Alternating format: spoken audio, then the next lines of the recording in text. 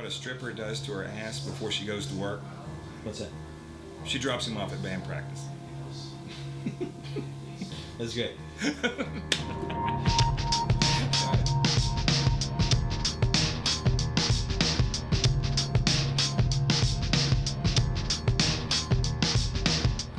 We found out about this contest through Asheville Grit and knew that if we won that, we'd have an automatic spot in the music video Asheville. Scott Thomas, who is actually our lead actor in our videos, he put together a little production for us, and we submitted that, got out there and pushed people every day to vote for us, and we won. Ended up winning. After we won the contest, the Asheville Grit Road to Music Video Asheville contest, we were awarded $2,500 to make a video for Music Video Asheville, which of course, I mean, that's a lot more money than we spent on our previous two videos combined. So, you know, we wanted to make a great video and a good showing for Music Video Asheville. So, of course, we called Nick Iway. Nick Iway. He is a guy I met Nick 15, 18 years ago. I'm not sure exactly, but it was a long time. So he would come in here, he scrapped. He scrapped as soon as last week. I mean, he still scraps, so we're buddies on that level. I've been going to the metal yard for a long time, and that's where I met Mike. I started going there when I was like 25, working construction, and it's been one of the great passions of my life. But then when I learned he was into the filming, video shooting, we kind of became friends. We were doing a lot of the music video things. He recorded us, we did some acoustic gigs probably 2008. He did another one like 2010. We did some acoustic shows and he recorded them for us. You just find a little junk on the side of the road, you throw it in your car, and you just take it down there and you throw it in a big pile, and Mike gives you money for it. It's fabulous. You know, we were talking about putting together our first music video, and I knew Nick in high school, and a mutual friend of ours kind of put us in contact with one another. Yeah, I approached Nick with an idea for the project, and he took it on, absolutely ran with it, made this killer, amazing video. And so the obvious choice for us for every video since has been to work with Nick. So we've always been kind of in touch with Nick. When all this started really happening with the video things, and especially since this Asheville Grit thing, we decided Nick was the only guy we were going to use, because he is a go-getter, gets the job done, takes care of business, knows what he's doing, and it's a huge production. It's a lot more involved for 4 minutes than you could ever imagine.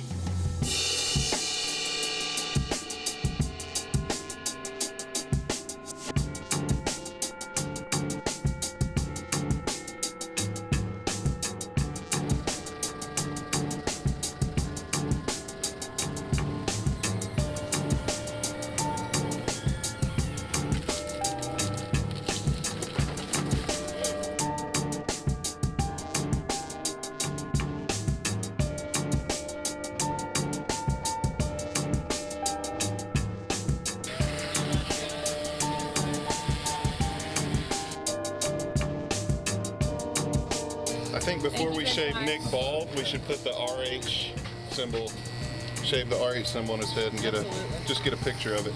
As long as it doesn't take more than 4 minutes. Nick's very efficient. Literally, whatever's easiest for you. I don't give a shit what's on either side, honestly, as long as it looks okay. Lots of emails telling me where I'm supposed to be, when I'm supposed to be, and what I'm supposed to bring. Like, if you could just grab those easily, which this shit doesn't look like because it's a fucking mud puddle right there. No, I get it. Then that's great. But literally, whatever's easier for you.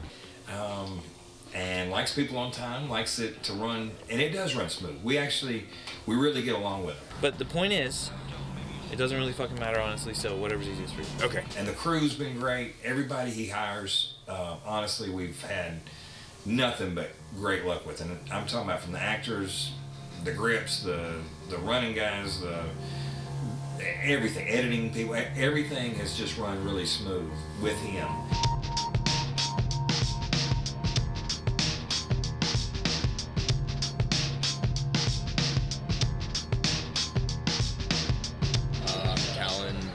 And I'm production assistant.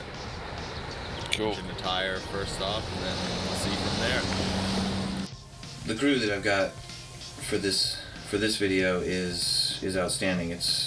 These are people I work with on a regular basis. Callan, he's my brother-in-law, and he's a man in like the old school sense of the word. He gets stuff done. I can count on him for anything, and I don't often have a lot of unusual stuff for him to do, but when I do, no matter what comes up, I can always just say, Callan, got this crazy thing, can you just take care of it? I can turn away and forget about it. I know he's going to get it done. My name is Johnny Robbins. I'm the key grip, but right now I'm just observing. Johnny, besides Johnny being hard and a great worker, Johnny brings his good character to the production. He's always joking around, but in a good way, not in a distracting way. Like, he keeps morale high because he's just a funny and fun guy to be around. Woo! And then there's Adam, who we call Tiny sometimes. Adam is one of the most unique people I've ever met. He's good. He's excellent at everything. He's a technical wizard, but he's also super creative and just I admire the guy to death. Not just as an artist, but as a person. Beyond all that stuff, he's the sweetest guy you'll ever meet. He's considerate. He's thoughtful. Everything. Adam is fabulous. I love working with him. So I don't have any idea what I'm doing here. I don't. Well, we're gonna cut that out of this part then. And then, although there's not a lot for him to do on this, we have very little blood effects. Of course, John comes and you just say, we need some blood, we need some makeup, we need some bruises. Again, you just walk away. You know it's going to get done right.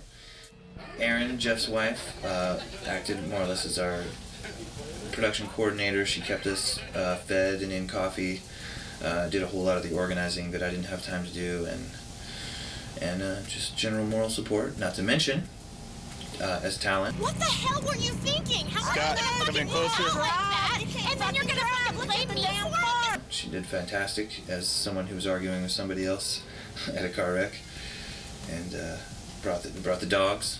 Chris, doing behind the scenes, he came to run all this stuff for us as an independent unit. You can see what he brings to the production. And then we've got the band: Jeff, Mike, Brian, Billy, the new drummer. God, I'm sorry, I still don't remember your name. Chris, thank you. And these guys are all just super happy to be here, super happy to be doing this thing. Jeff and Mike and I mostly run everything together. We sit down and we think up the stories and what we want to get across with the videos, and we all do it together. We work well together. We never have disagreements that I can remember, and we just have a lot of fun. We genuinely have a lot of fun, even though it's a lot of work, and hopefully it shows in the final product. Ready? And action.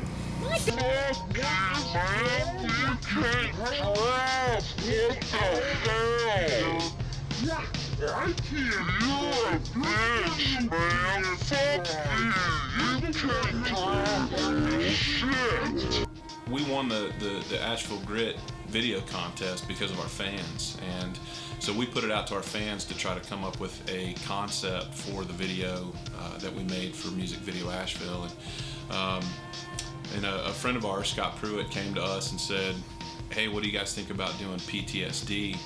And so, we met with Nick, and he put together a script, and we kind of were bouncing ideas off each other, trying to figure out what's the best way to show this. And we really wanted to focus on kind of the trials and struggles that people who suffer from PTSD kind of live with every day. And we wanted to run with that, and we want to be really sensitive to the PTSD subject. And we knew that we were going to need local law enforcement support and things based on the script that Nick had come up with. And so we needed special permission to do certain things, and we needed access to uniforms and vehicles and stuff. And luckily, our buddy Scott Pruitt is on the police force.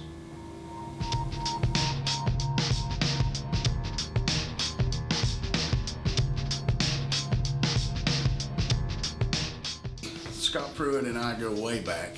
His parents and my parents actually went to school together. Well, I'm Scott.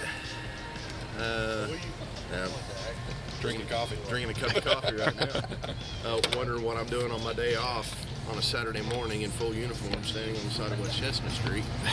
Came up with this concept, you know, ex-military turned cop, and you know, he's really comfortable in his job and his duties as a police officer, but he kind of struggles in everyday life, kind of thing. We decided to kind of show that aspect, you know, the struggles with everyday life and trying to just trying to survive in the real world. So. But no, all kidding aside, down here helping the guys out with Rip Haven, filming a music video. Yeah, we're just hanging out, watching the professionals work. Obviously, we had to have permission and cooperation from the police department, and in the end, it came down to their final approval, making sure that we were sensitive to the topic and making sure that that we were respectful of their job and what they do. And yeah, we finished it up. We gave it to Scott, gave it to the police department. They enjoyed it, signed off on it, and we couldn't be more excited about that. And for those who don't know, tell us the story about the name Rip Haven. Let's not. Okay. Sorry, I didn't mean to step on your neck. It's the dumbest story. We looked up a band name generator online, and it said Ripe Haven, and I misread it. Yeah. I thought it said Rip Haven, and it was Ripe Haven. So we ended up with Rip Haven. We ended up with Rip Haven, and it was stuck, and everybody liked it. Yeah. It's awesome. So, it's a dumb story. It means nothing. It absolutely means nothing. There was no underlying meanings there. Well, let's put it this way: of a page full of names, that one won. That one, and only because I read it wrong. Yeah.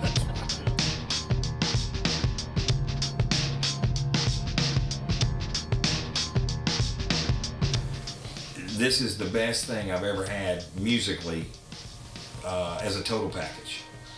Let's do it. Nobody rips the guitar like Brian. I mean, that's just kind of the way it is, and he's always amazing me. Me and Brian got together and played guitar before I had my driver's license. My dad took me to Brian's house. That's how long we've been together. I mean, 35 years. We've actually been on and off playing music. No kidding. I met Mike when I was a freshman in high school. We had one class together. I still remember it was history class. And Mike's future wife-to-be. Ex-wife. He sat behind me, and Mike sat behind her. So we met, and I didn't get a lot of attention that year because, of course, had that pretty girl sitting there between us. But we hit it off pretty well. We had the very much the same taste in music. I mean, me and Brian have been buddies since kids. We truly, like I was saying, my parents would take me to Brian's house. Brian's parents would take me to my house before we had driver's licenses, and we would always pick out music and do things. So honestly, we were on the exact same level. We would get together at Mike's house or my house or wherever we could find, somewhere in between, somewhere we could find a drummer. And we played quite a bit in high school. I don't know if I've ever had anybody that is like that. I don't know if I would ever find that again in my life. It is a weird thing. We've played for 30 years together. You know, it's almost like I can finish his sentences on the guitar and he can finish mine, and we just accent each other very well. It's a pleasure playing with him. And even when we play music, it's so weird because he knows what I'm going to do, and I know what he's going to do, and I don't have to look at him. I don't have to cue. We are so spot on that it's kind of would make a lot of people envious, I think, musically, but it's just the years. I mean, it's just, honestly, it's we paid some dues. Then Jeff, we got in, and man, the vocal talent Jeff was incredible. Thank goodness found Billy. It was like a super group. It really was. It was like if you kind of scripted it, who would actually be in the band. And now we've welcomed Chris in from Atlanta, Chris Tate. He's been spot on, really working hard with us, traveling 3 hours to practice. My start with Rip Haven's been phenomenal. I love the music. I'm just a huge fan of the band. When the opportunity first presented itself, I couldn't, I was like almost jumping for joy. So everybody in the band, we're just family. I mean, we're like brothers. We truly are. Rip Haven, here we go. All right.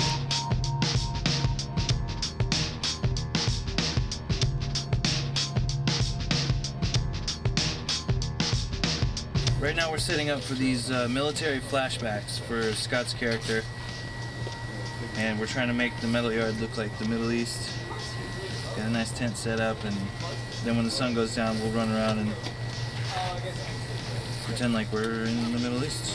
We built tents up against dump trucks. We kind of did a little bit of everything to kind of get the realism, and I think we nailed it on the head. I mean, I really do think that we did a really good job.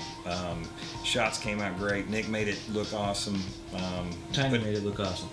Well, okay. Tiny and Nick made it look awesome. Shooting the Middle East scenes and the military stuff, it was interesting for me being ex-military. I was pre-9/11 military, so I didn't see any combat or anything like that. And so being amongst those guys who actually served in the Middle East and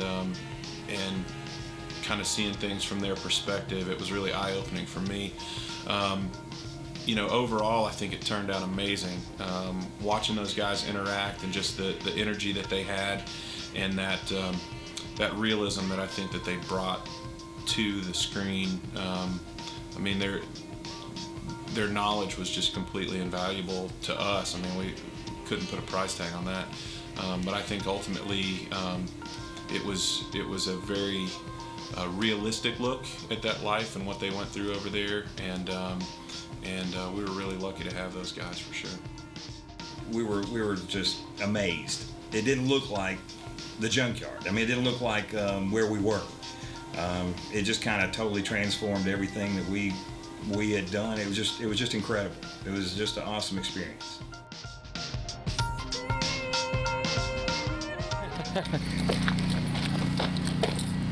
Is this thing going to flip awesomely? We'll find out. Hopefully the GoPro doesn't die. Yeah, it's got to be.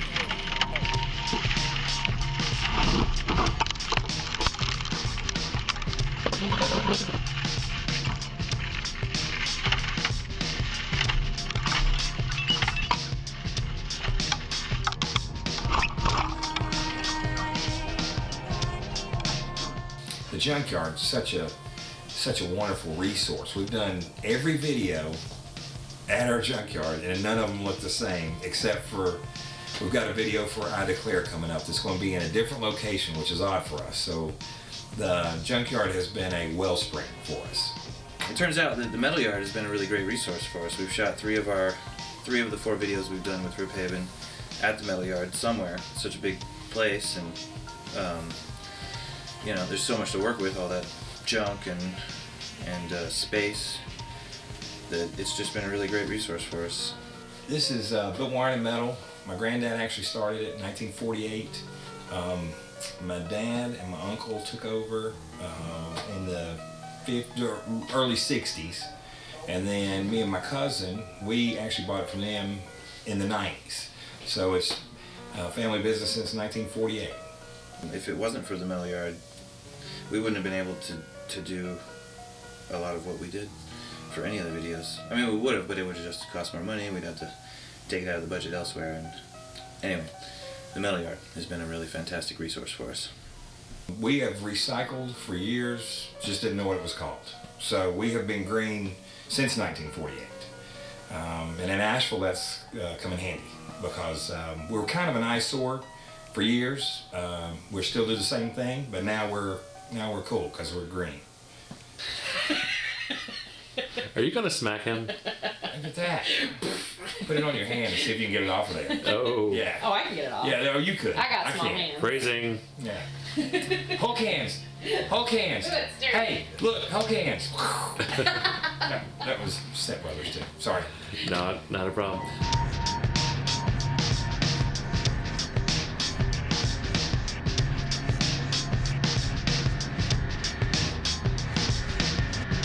I mean, we're just going to keep plugging away.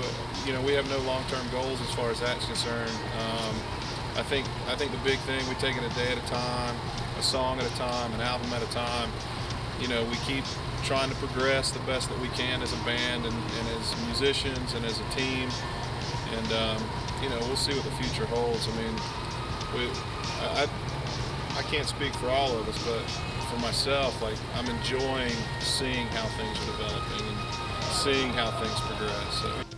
This Die Another Day video, it kind of marks the end of our promotion of 14 from 6, and we're kind of putting the promotional stuff behind us and going to start moving forward, looking forward to a new album. We've been writing some new material, some really good stuff coming out of our practices and stuff.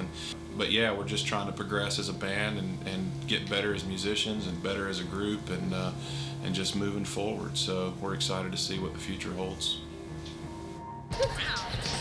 Do the dance, baby. Alright, are you ready? I'm ready to go. Say where Nick is. Just say if you want. Come on, if you want.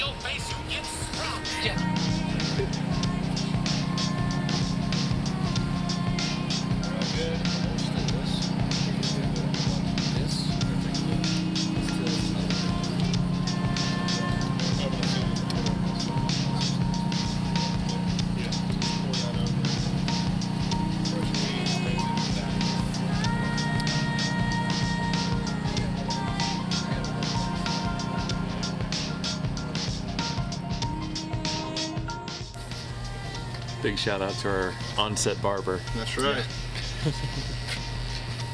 Taking pride in this. All right. All right.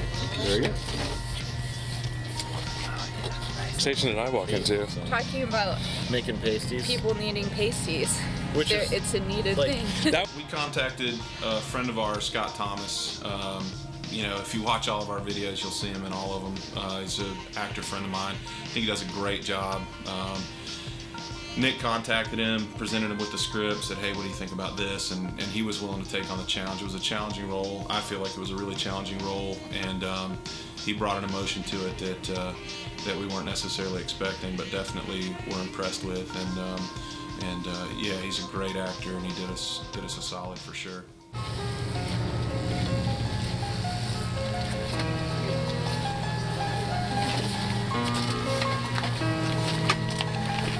Feels like a gang initiation. Right? I know. Like, I'm waiting for somebody to rip out like the homemade tattoo gun. I'm down. How I look? Really good? Look like a 1970s porn actor. Please at another point keep a mustache.